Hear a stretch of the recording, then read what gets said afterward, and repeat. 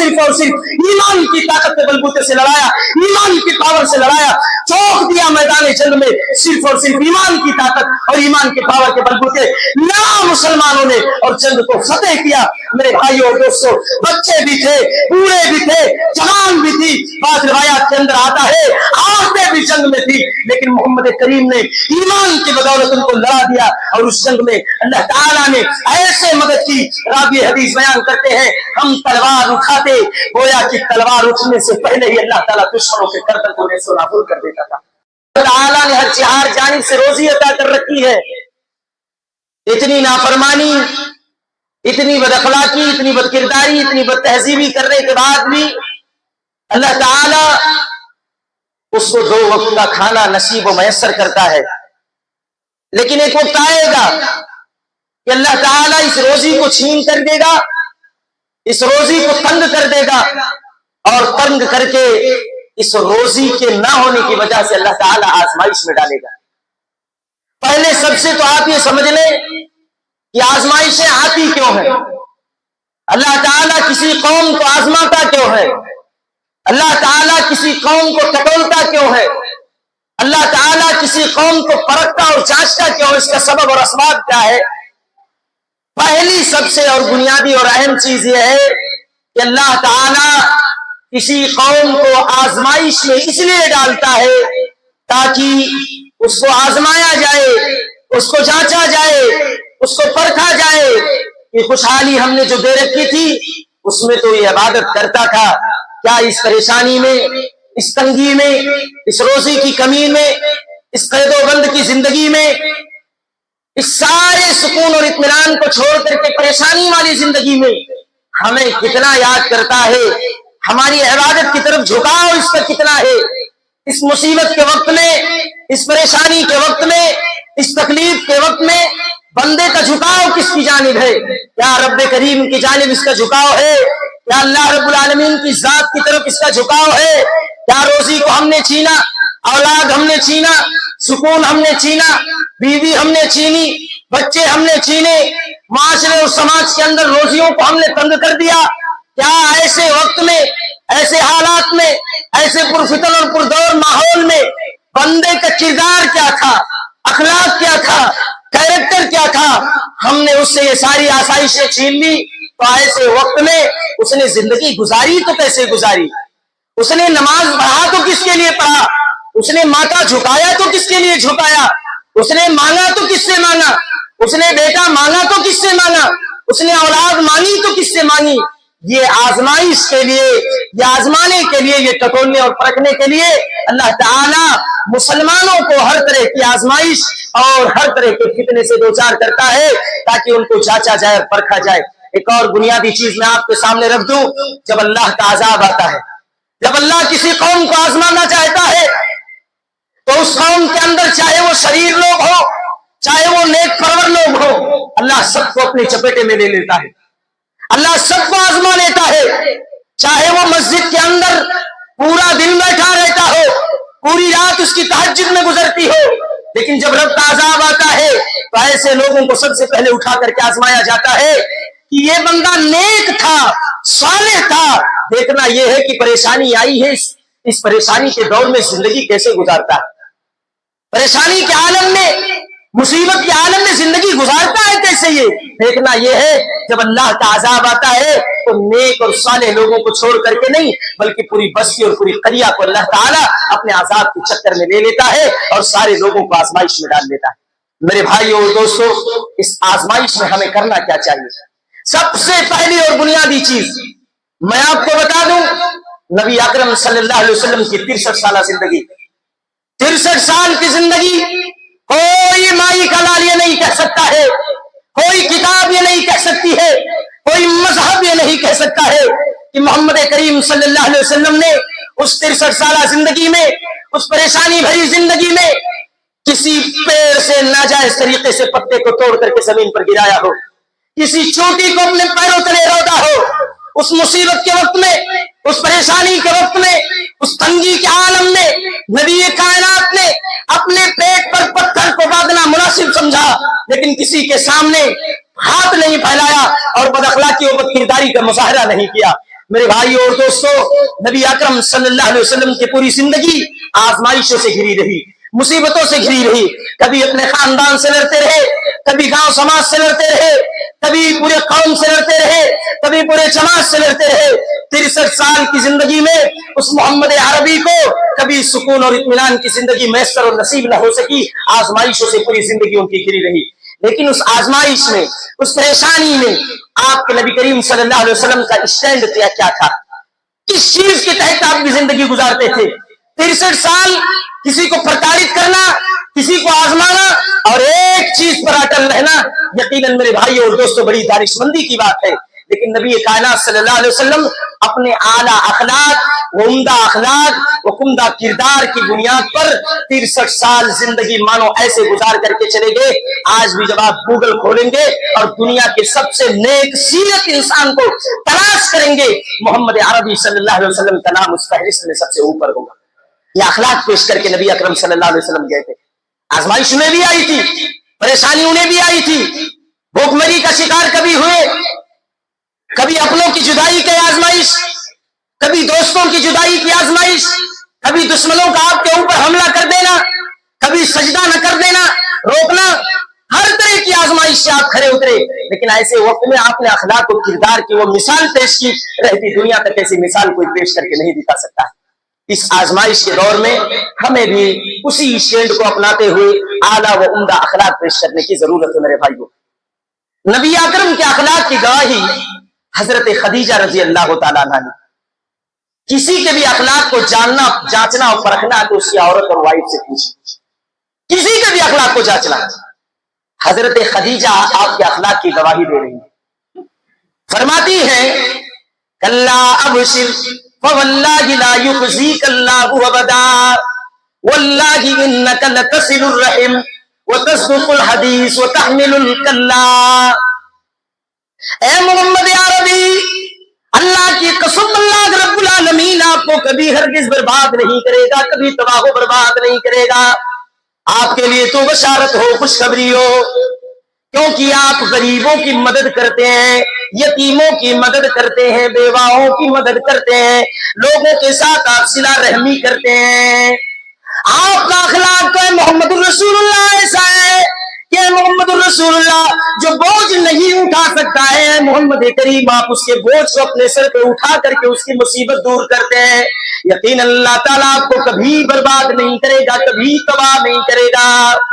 آپ کے اخلاق کو جاننا ہے تو آپ کے غلاموں کو دیکھ لیجئے.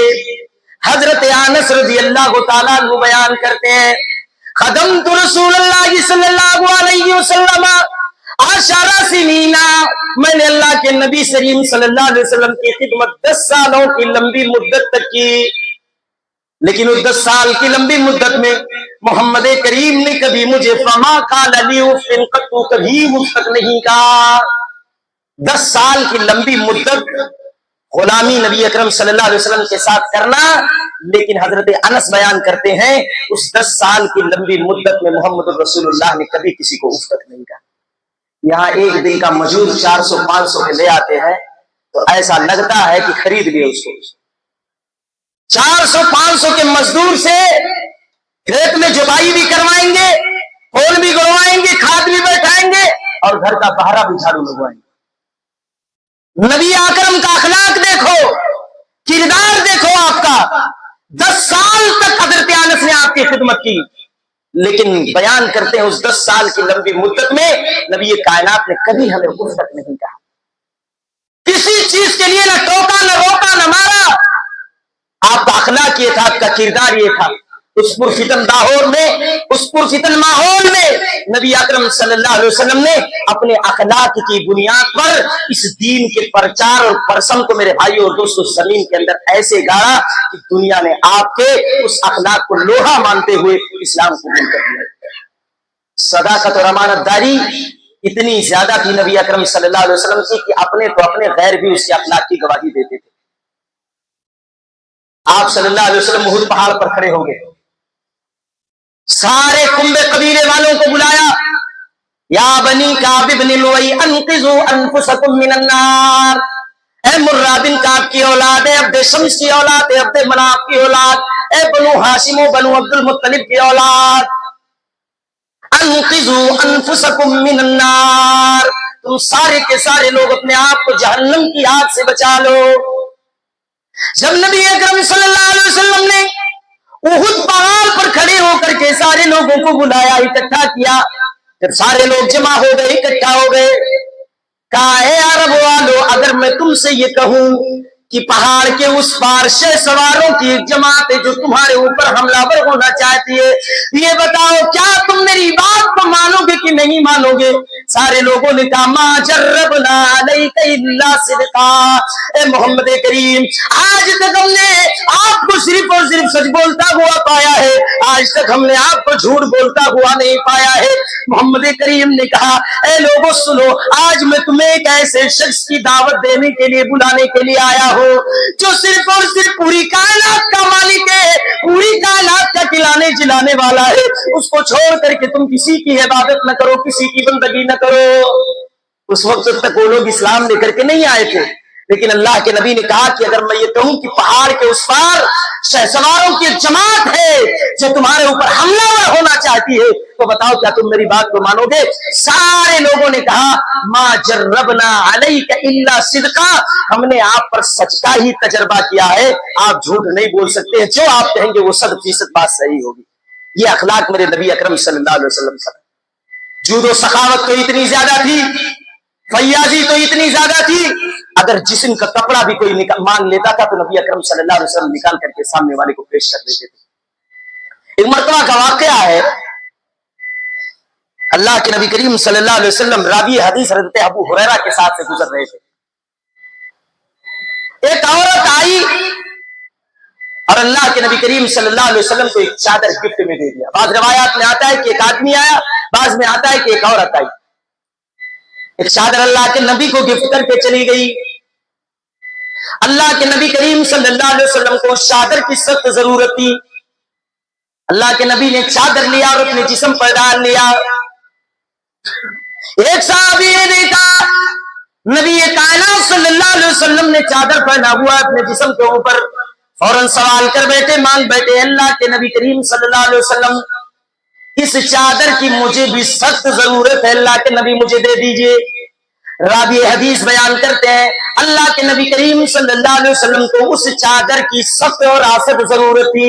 نبی کائنات صلی اللہ علیہ وسلم نے کسی چیز کی پرواہ نہ کی، یہ بھی نہیں سوچا کہ اگر یہ چادر میں اپنے جسم سے نکال کر کے پھینک دوں گا میرا جسم کھلا رہ جائے گا، میں کیا پہنوں گا؟ صحابی نے سوال کیا، نبی کائنات نے اس چادر کو اٹھا کر کے اس صحابی کو ہدیہ اور گفٹ میں دے دیا۔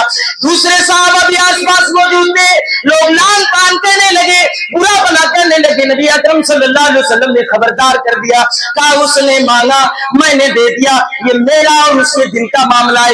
یہ تھا میرے نبی اکرم صلی اللہ علیہ وسلم کی سخاوت و فیاضی۔ کوئی بھی چیز اگر کوئی مانگ لیتا تھا، نبی کا ہاتھ اتنا زیادہ میرے بھائیوں کو سادہ تھا، کبھی اپنے ہاتھ کو روکا نہیں، کبھی اپنے ہاتھ کو تنگ نہیں کیا نبی اکرم صلی اللہ علیہ وسلم نے۔ یہی نہیں بلکہ معاملہ تو یہاں تک تھا، اگر کوئی آپ کی چوکھٹ پہ بھیک مانگنے کے لیے آ جاتا تھا، اللہ کے نبی اپنی پوری سمپتی اور جائیداد لٹانے کے لیے تیار ہو جایا کرتے تھے۔ یہ تھا اللہ کے نبی کریم صلی اللہ علیہ وسلم کا اخلاق اور کردار، کیریکٹر، اعلیٰ مثال۔ یہی نہیں بلکہ اللہ کے نبی کریم صلی اللہ علیہ وسلم کی سیرت جب آپ پڑھیں گے اور آگے بڑھیں گے، عفو و درگزر کا معاملہ اتنا زیادہ تھا اللہ کے نبی کریم صلی اللہ علیہ وسلم کے پاس۔ ایک آدمی آیا یہودی، اس نے کہا محمد تو مال غنیمت اپنے لوگوں میں تقسیم کر دیتا ہے، مجھے کیوں نہیں دیتا ہے؟ اللہ کے نبی کریم صلی اللہ علیہ وسلم مسکرانے لگے، اس نے پیچھے سے آ کر کے اللہ کے نبی کریم صلی اللہ علیہ وسلم کو بالکل پیچھے سے ہاتھ ڈال کر کے زور سے دبا دیا۔ راوی حدیث بیان کرتے اتنی زور سے اس نے دبایا کہ اللہ کے نبی کریم صلی اللہ علیہ وسلم کی زبان مبارک سے چیخ نکل پڑی۔ صحابی رسول کہہ رہے دل تو یہ چاہ رہا تھا کہ تلوار نکال کر کے اس کی گردن مار دوں، لیکن جب نبی کا چہرہ دیکھا تو ساری چیز بھول گئی۔ یہودی نے اتنی زور سے دبایا لیکن پھر بھی نبی کائنات صلی اللہ علیہ وسلم کی زبان مبارک سے مسکراہٹ کے سوا کچھ اور نہیں۔ یہ آپ وہ درگزر کا جذبہ تھا۔ کیسے دور میں انسان اور اخلاق کو پیش کیا نبی اکرم نے ایک ایسے دور میں جب گھر سے نکلنا دشوار، ایک ایسے دور میں جب مکہ کی کوئی گلی و چوراہا اور سڑک نہیں بچتا تھا جہاں پر محمد کریم صلی اللہ علیہ وسلم کو مارنے کے لیے پلانی نہ بنائی جاتی ہے، ایک ایسے دور میں اعلیٰ اخلاق و عمدہ اخلاق پیش کر کے کائنات کے آخری نبی نے دکھایا شہر اور قریہ اور بستی کا کوئی کوچہ اور چوکھٹ نہ بچا ہو جہاں پر محمد کے خلاف سازشیں نہ بنائی جاتی ہو۔ ایسے وقت میں، ایسے دور میں محمد رسول اللہ نے ایسا اخلاق پیش کر کے دکھایا، ایسا کردار پیش کر کے دکھایا۔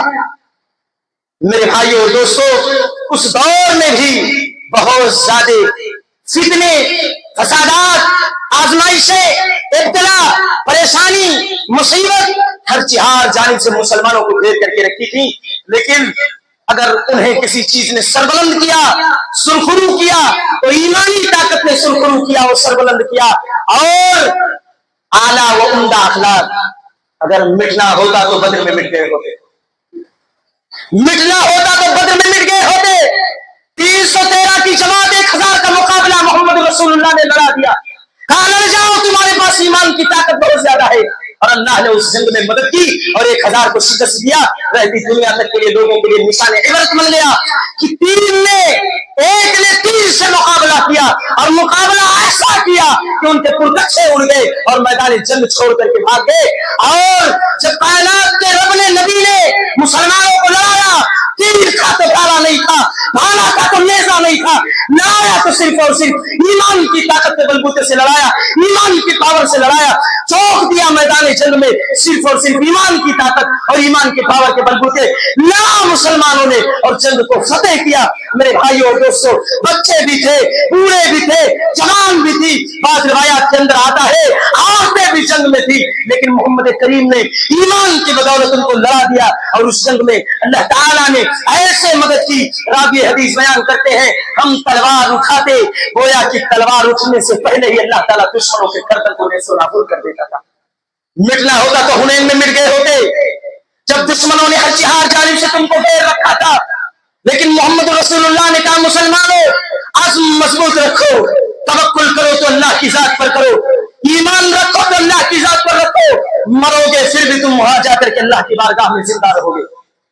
قرآن کی آیت پیش کر دی اللہ کے نبی نے، وَلَا تَقُولُوا لَمَنْ يُقْتَلُ فِي سَبِيلِ اللَّهِ أَمْوَاتٌ بَلْ أَحْيَاءٌ وَلَكِنْ لَا تَشْعُرُونَ۔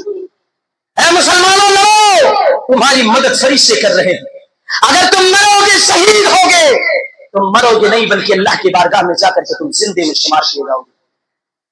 جب کائنات کے رب نے جنگ حنین میں لڑایا، مسلمانوں کے پاس کیا تھا؟ کچھ نہیں تھا۔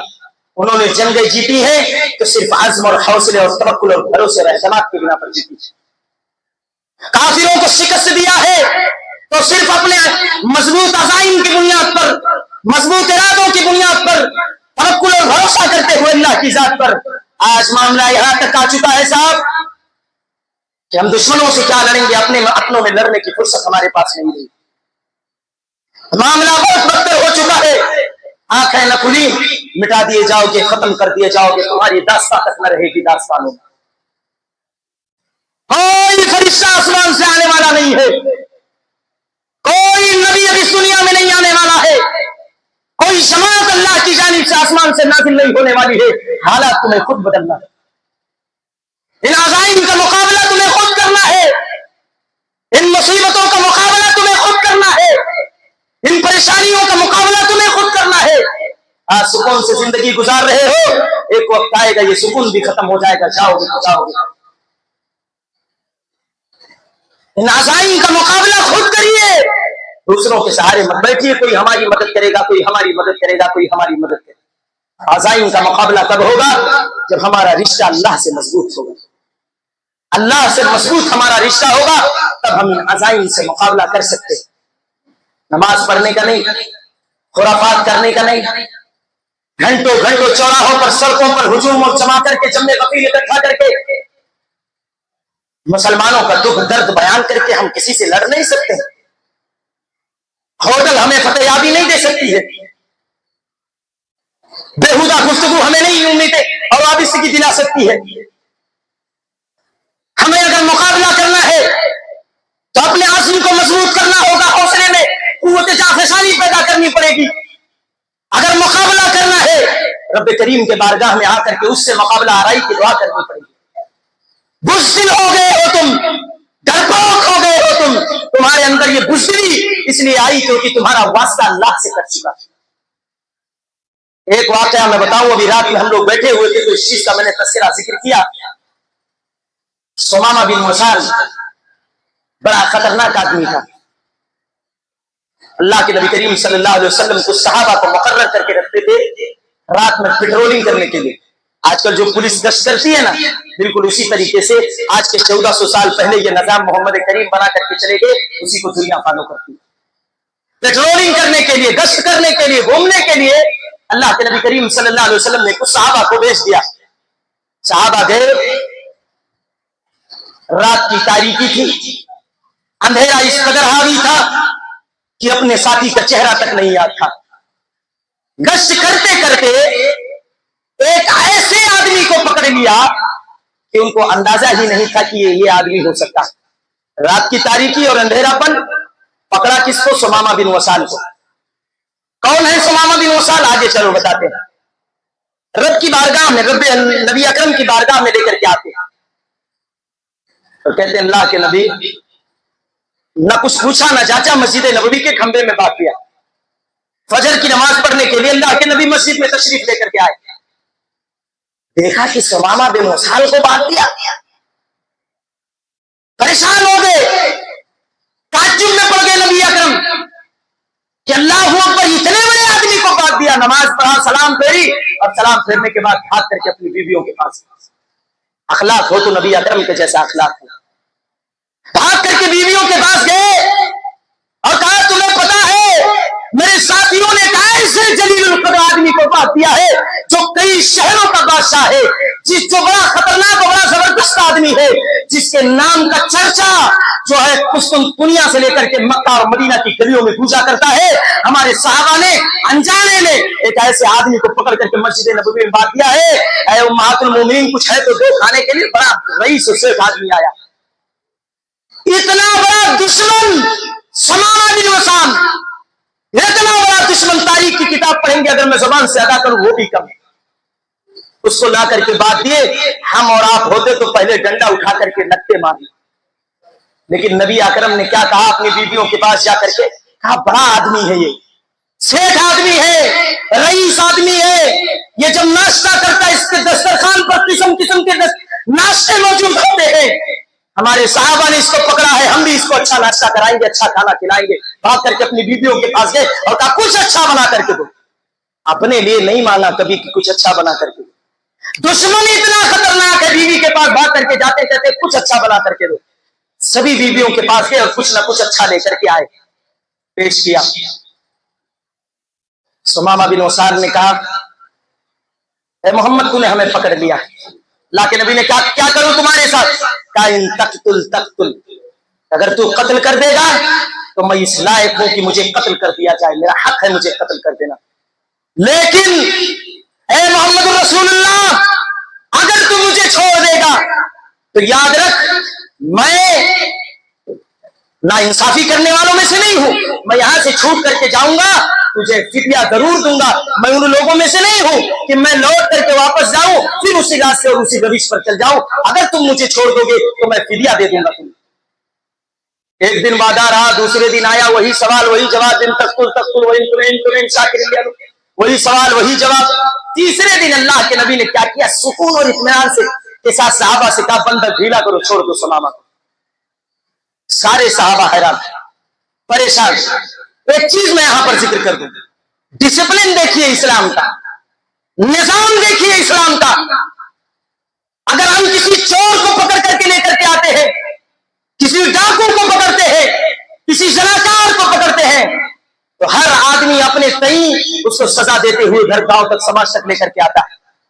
हर आदमी उसको सजा देने की कोशिश करता है। लेकिन मोहम्मद करीम के सहाबा ने, आपके साथियों ने ऐसे बड़े जालिम और जाबिर दुश्मन को पकड़ा है। मेरे भाइयों, अगर चाहते किसी के बाप को कत्ल किया है, किसी के माँ को मारा है, किसी के बेटे को कत्ल किया है। चाहते तो कहते मैं अपने बाप का बदला लूंगा, मैं अपने बेटे के कत्ल का बदला लूंगा, मैं अपनी माँ के कत्ल का बदला लूंगा। लेकिन मोहम्मद का फरमान उस मस्जिद नबवी में जब पूछता है तो वही साहबा जो पकड़ करके लेकर के आते थे वही रस्सी ढीली कर दिए और उन्होंने ही समामा बिन वसाल को छोड़ दिया। किसी साहबी ने इतनी जुर्रत, हिम्मत, ताकत, जसावत नहीं हुई कि मोहम्मद करीम से ये सवाल कर लिया जाए, ये पूछ लिया जाए कि मोहम्मद अरबी इतने बड़े दुश्मन को आपने बगैर कुछ कहे कैसे छोड़ा। किसी में ताकत नहीं हुई। लेकिन हमारा मामला डिसिप्लिन के नाते, निजाम के नाते इतना बदतरीन हो चुका है। अगर गांव का, समाज का, मुआशरे का, सोसाइटी का कोई गयूर आदमी अगर कोई फैसला कर दे तो हर आदमी बगावत करने लगता है। बगावत करोगे मिट जाओगे, तबाह बर्बाद हो जाओगे, तबाही बर्बादी तुम्हारा मुकद्दर हो जाएगी। नबी अकरम ने कहा इसकी रस्सी को ढीला कर दो और इसको छोड़ दो। जब समामा बिन वसाल गया, सोच रहा था कि मैंने मोहम्मद के बारे में बहुत कुछ सुना है। भाई हमारे दुश्मन से जब आप पूछेंगे हमारे बारे में वो सही खबर नहीं दे सकता। दोस्तों से पूछेंगे जो हमारे साथ उठता है बैठता है वो हमारे बारे में अच्छी खबर देगा, दुश्मन नहीं दे सकता। दुश्मन तो आपको कुछ का कुछ कर देगा। सुमामा ने कहा मैंने अब तक जो मोहम्मद के बारे में सल्लल्लाहु अलैहि वसल्लम के बारे में जो सुना है वो ये सुना है कि ये बड़ा जालिम आदमी है। यार ये कितना शरीफ आदमी है। अगर मैं मोहम्मद को पकड़ता तो मैं उसकी नऊज़ुबिल्लाह गर्दन को अलग कर देता, लेकिन इसने मुझे पकड़ा और 3 दिन तक कैद करने के बाद, रखने के बाद छोड़ दिया। यार इससे बड़ा अखलाक आदमी कोई नहीं हो सकता, इससे बड़ा अच्छा उम्दा अखलाक किसी का नहीं हो सकता है। कुछ दूर गए और वापस लौट कर क्या है, दिल में सुकून और इत्मीनान न मिल सका। गुस्ल करने के बाद कहा मोहम्मद रसूलुल्लाह मुझे कलमा पढ़ा दीजिए। अल्लाह के नबी ने कलमा पढ़ाया। उसने तारीखी जुमला कहा था, ए मोहम्मद सल्लल्लाहु अलैहि वसल्लम, आज से पहले आपके शहर के इतना बदतरीन शहर मेरे नजदीक कोई नहीं था, लेकिन ए मोहम्मद मैं आज ऐलान करता हूं आपसे बड़ा मुअज़्ज़ज़ पाकीज़ा शहर इस रूए जमीन पर कोई नहीं हो सकता है। ए मोहम्मद रसूलुल्लाह, आपसे बड़ा बदअखलाक, बदकिरदार चेहरा मेरे नजदीक दुनिया के अंदर नहीं था, लेकिन ए मोहम्मद रसूलुल्लाह, आज के बाद, आपके बाद, चेहरे के बाद कोई चेहरा मेरे नजदीक महबूब नहीं हो सकता है। ए मोहम्मद, आज से पहले ये शहर, ये बस्ती, ये करिया मेरे नजदीक बदतरीन शहर था, लेकिन आज के बाद सबसे महबूब शहर हो चुका है।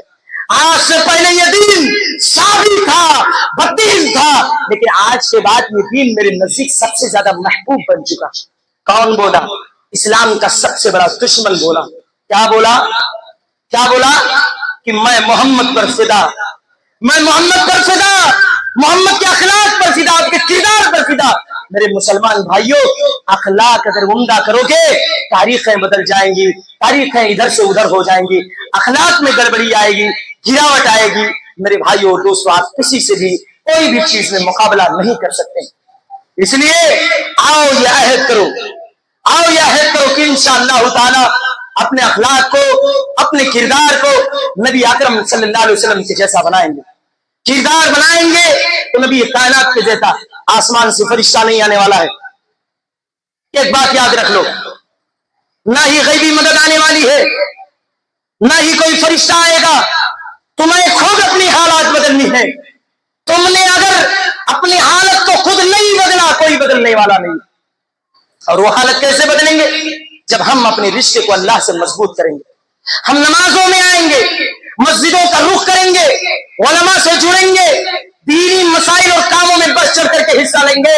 मेरे भाइयों दोस्तों, तब जाकर के हालात बदल सकते हैं, वरना ये हालात दिन ब दिन इसी तरीके से बद से बदतर होते हुए चले जाएंगे।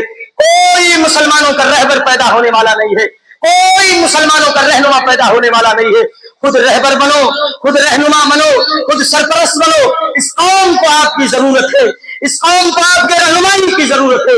अगर आप भी बिगड़ गए, आप भी पीछे हट गए, ये कौम बर्बाद हो जाएगी, ये नौजवान मुस्तकबिल बर्बाद हो जाएंगे। ये पूरी की पूरी बस्ती और करिया के ऊपर अज़ाब इलाही नाज़िल हो जाएगा, फिर कोई किसी को बचाने वाला नहीं है। अल्लाह रब्बे करीम से दुआ है, अल्लाह रब्बे जुल जलाल तो हम तमाम लोगों को दीनी मसाइल, دینی چیزوں کو اور دینی کاموں میں بڑھ چڑھ کر کے حصہ لینے کی توفیق عطا فرما. اللہ تعالی ہمارے دلوں کے اوپر جو زنگ لگ چکا ہے مولا کریم اس زنگ کو ختم کر کے ہمیں 5 وقتہ نمازی بنا دے. مولا کریم ہم میں سے جو پریشان ہیں ان کی پریشانی کو دور کر دے. مولا کریم جو ہم میں سے مصیبت زدہ ہے ان کی مصیبتوں کو دور کر دے. اللہ رب العالمین جو ہم میں سے قرض دار ہیں مولا تو ان کی قرض کو دور کر دے. اللہ کسان پریشان ہے, اللہ فصلیں سوکھ رہی ہیں, کھیتیاں خشک ہو گئی ہیں, پانی کی اشد اور سخت ضرورت ہے. مولا کریم ابر رحمت نازل فرما دے. اللہ کسان بہت زیادہ پریشان ہیں, اللہ فصلیں سوکھ چکی ہیں, کھیتیں بالکل خشک ہو چکی ہیں, تیری طرف اپنی نظر رحمت دوڑائے ہوئی ہیں. مولا کریم تو ابر رحمت نازل فرما. مولا کریم بارش نازل فرما. مولا جانور پریشان ہیں, نباتات پریشان ہیں, حیوانات پریشان ہیں. مولا کریم بارش نازل فرما. اے اللہ رب العالمین پودے سوکھ چکے ہیں, پتے خشک ہو چکے ہیں. اللہ رب العالمین تو اپنے رحم سے, اپنے کرم سے, اپنے مغفرت سے ہماری گناہوں کو درگزر کرتے ہوئے, ہماری خطاؤں کو درگزر کرتے ہوئے مولا کریم تو بارش نازل فرما دے. اے اللہ جو ہم میں سے مسلمان بھائی اس دنیا کے کسی خطے کسی گوشے کے اندر پریشان ہوں مولا کریم تو ان کی پریشانی کو دور کر دے. اللہ جو بے روزگار گھوم رہے ہوں ان کو روزگار دے دے. اللہ جو ادھر ادھر زندگی گزار رہے ہوں مولا تو ان کو دین کی صحیح سمجھ صحیح فہم عطا فرما دے. اللہ رب العالمین جو اپنے ماں باپ کی ناقدری کر رہے ہوں, ناشکری کر رہے ہو مولا کریم تو نے اپنے ماں باپ کی قدر کرنے, ان کی شکر گزاری کرنے, ان کی خدمت کرنے, ان کا ادب و احترام کرنے کی توفیق عطا فرما. اے اللہ جو اس دنیا سے رخصت ہو گئے چلے گئے, اللہ جو ہماری دعاؤں کے طلبگار ہیں ابھی بھی مولا کریم تو ان کے قبروں کو جنت کے نور سے بھر دے. مولا تو ان کے قبروں کو سانپ اور بچھوؤں سے بچا. مولا تو ان کو عذاب قبر سے بچا.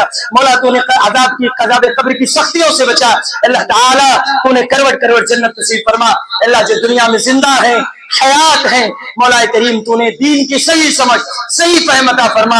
جب تک دنیا کے اندر زندہ رکھ, ایمان پر زندہ رکھ, اسلام پر زندہ رکھ. آمین. اقول قولی هذا استغفر الله لي ولكم ولسائر المؤمنين فاستغفروه انه هو الغفور الرحيم. عباد الله رحمني ورحمكم الله ان الله يأمر بالعدل والاحسان وايتاء ذي القربى وينهى عن الفحشاء والمنكر ولذكر الله اكبر والله يعلم ما تصنعون.